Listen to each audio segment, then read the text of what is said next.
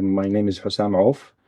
I am a research fellow at the Center of Islamic Theology in Tübingen at the Chair of Hadith Studies and Prophetic Tradition. And my book's title is Hadith Transmission and Confessionality. It's a comparison between the Sahih of Al-Bukhārī and al-Kāfī of al-Kulayni in the Sunni and Shia Hadith tradition. Actually, I studied at Al-Azhar University in Cairo, and Al-Azhar University is one of the most of the biggest Sunni universities at the world. And through a talk with my supervisor at the magister thesis, he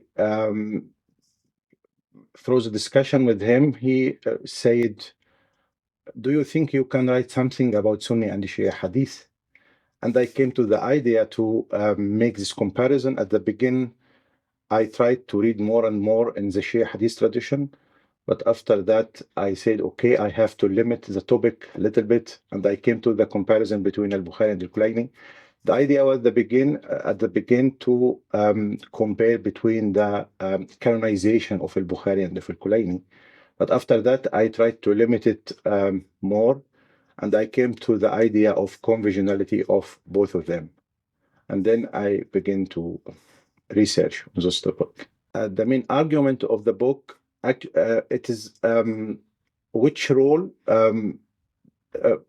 or which relationship is between Hadith transmission and the conversionality. How the Hadith transmission influence the theology of the Sunni and the Shi'i, or the establishment of the identity of the Sunni and the Shi'i scholars, and on the other hand, how the conversionality of the Hadith collectors like Al-Bukhari and Al-Kulayni influenced the methodology by collecting and selecting the Hadith. The book includes an introduction and four chapters. In the introduction, I spoke about methodology, the main questions of my research, and so on. And after that, the four chapters, I try to make at the first chapter like introduction to the topic, which hadith were in the main discussions between Sunni and the Shia, and until nowadays they disputed about it. And I selected four hadiths which are central for the debate between Sunni and the Shi'i, like Hadith Ghadiruhum, Hadith al-Thaqalayn, Inzar Yawm al-Dar, and Bay'at al-Saqifah. And in the second part of the first chapter, I tried to show the relationship between conversionality and the conceptualization of the terminology of Hadith and the Sunnah in the Sunni and the Shia Hadith tradition. And then in the second chapter, it was about the representation of Al-Bukhari and Al-Kulayni in the literature of the Sunni and Shia Hadith tradition, and the books of Rijal and of Al-Jarh wa Ta'dil. And then in the third chapter, I tried to reflect on the external and internal critiques against Al-Bukhari and Al-Kulayni. And internal and external, I mean by that, external critiques against Al-Bukhari, for example, that's the critiques from Shia perspective, and the internal from Sunni perspective against Al-Bukhari. And the same with Al-Kulayni, the Sunni critics against Al-Kulayni and the Shia critics against Al-Kulayni, to demonstrate the role of conversionality by perceiving and reception of these two figures and their books and the Islamic history between Sunni and the Shia. And the main question of my research was in the fourth chapter about the isma of the Imams and the adala of the Sahaba, and which role Al-Bukhari and Al-Kulayni played in the formation and establishment of these two doctrines, if we can say doctrines. In my research, I came to the main results that Al-Bukhari and Al-Kulayni, they make like turning point in the beliefs of these two concepts in Hadith transmission, the isma of the Imam and the adala of Sahaba, through the hadith that which they transmitted in their books, and which the titles of the chapters in their books, and through the arrangement of the hadith in their books. This chapter, I try to reflect on the understanding of the Shi'i for the concept of the Adala of the Sahaba, and understanding the Sunni for the concept of the Imama of the Isma of the Imams, and how the both groups discuss these doctrines with each other to show the role of the conventionality once again in the formation and establishment of these doctrines through the Sunni and Shia Hadith collections. My main idea in this book is to improve the dialogue between Sunni and Shia Hadith scholars nowadays, because we have so many studies which are normative. It's just, I write a book about Shi'i to say all of the Shi'i Hadith collections are forged, and I write a book about Al-Bukhari, for example, to say Al-Bukhari was not an important figure in the Sunni Hadith.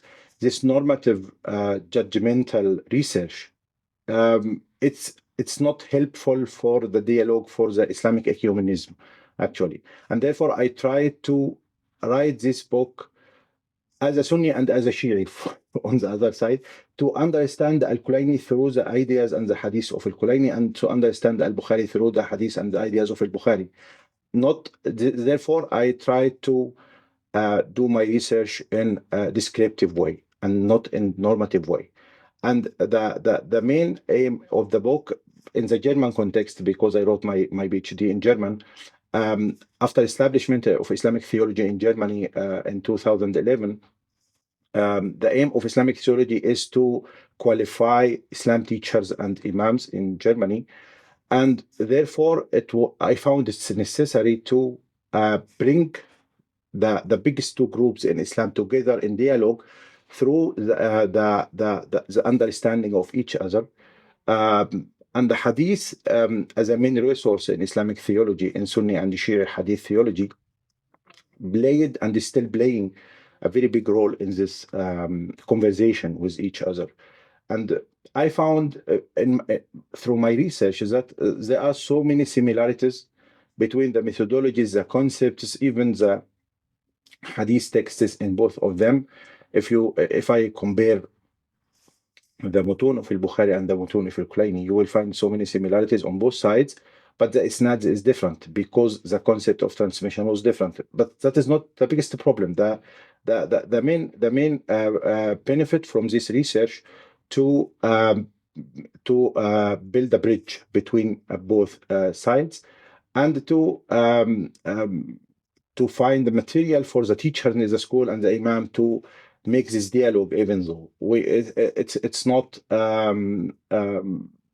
we can't speak all the time about Sunni Hadith corpus. We have to speak about Shia Hadith corpus, and we have to understand how the Shi'i Hadith scholars worked in the last time and now, and the Shi'i will try to do the same thing.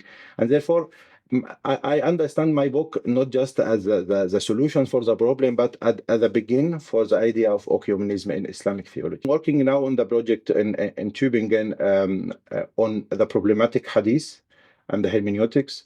But parallel to this project, I am still interested in this comparative hadith research. Therefore, I wrote my PhD about it, and I plan to discuss this problematic hadith in the two traditions, not just in Sunni tradition, but in the Shia tradition too, to show the problems in the both hadith corpus, and to try to not resolve, but to